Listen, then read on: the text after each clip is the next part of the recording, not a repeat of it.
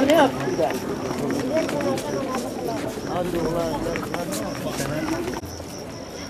الفاتحة.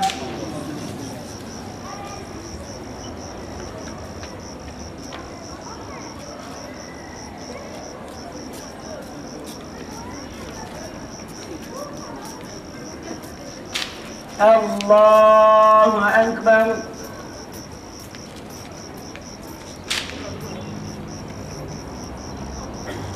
الله أكبر.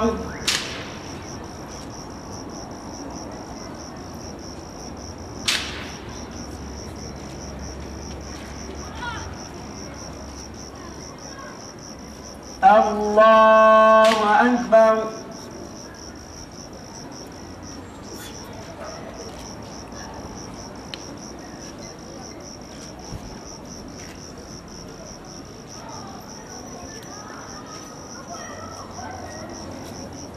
الله أكبر. السلام عليكم ورحمة الله. السلام عليكم ورحمة الله. الفاتحة. Malumunuz olduğu üzere İsrail Gazze'de yine bir soykırıma girişmiştir. Şiddetli bombardıman yapıyordur. Bu Gazze'yi tamamen haritadan silmek istiyorlar. Çünkü Gazze demek Arap ülkelerde bir, İslam ümmetinde iki direnen, okuyan, bilen insanlar demektir. Bunlarla beraber Arap liderlerinin saltanatını sağlamlaştırmak istiyorlar. İkinci bir konu da yine Gazze açıklarında bildiğimiz gibi çok rezervi yüksek bir doğal gaz bulunmaktadır. Bu doğal gazı elde etmek için Gazze'nin ortadan kaldırılması gerekiyor. Bunun için Gazze'yi bombalıyor. Müslümanların uyanık olması lazım. Bilinçli olması lazım. Ümmet bilincine sahip olması lazım. Birbirimize sahip olmamız lazım. Eğer bir çocuğumuz hasta olduğu zaman o gece uyuyamıyorsak, doktor dolaştırıyorsak, Gazze'deki kardeşlerimiz her gün ölüyor, bombalanıyor, çocuklar ölüyor. Bunlar için de uymamız lazım, dua etmemiz lazım, destek olmamız lazım, uyanık olmamız lazım. Bugün İsrail'in gaddarca Filistin'e, Gazze'ye yapılan saldırıyı biz burada Müslümanlar olarak kınıyoruz.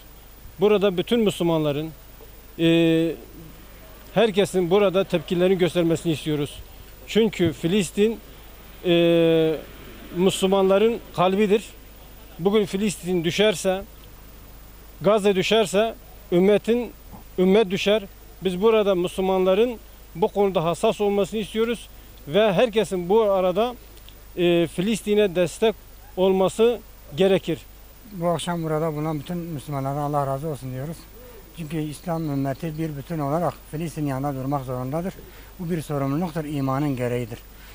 Filistin sadece Filistinlerin davası değil, Kudüs sadece Filistinlerin Kudüs'ü değil, bütün Müslüman olduğunu iddia eden herkesin namusudur.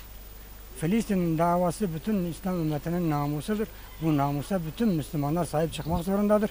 Bugün bütün tefrikaları bir kenara bırakıp ümmet bir vücut haline, bir bütün haline gelip Müslümanlar olarak Filistin davasına sahip çıkıp Yahudilerin zulmünden bu Müslüman kardeşlerimizi ve bu kutsal toprağı, kutsal Mescid-i Aksa'yı onların zulmünden kurtarmak zorundayız. Bu bizim imanımızın gereğidir. Onun için burada bulunan ve bu gece bu Müslümanlar için gıyabı katılan ve eylemlerinde bulunan bu dava destek veren bütün Müslümanlardan Allah razı olsun ve birlik beraberliklerinin daim etsin inşallah.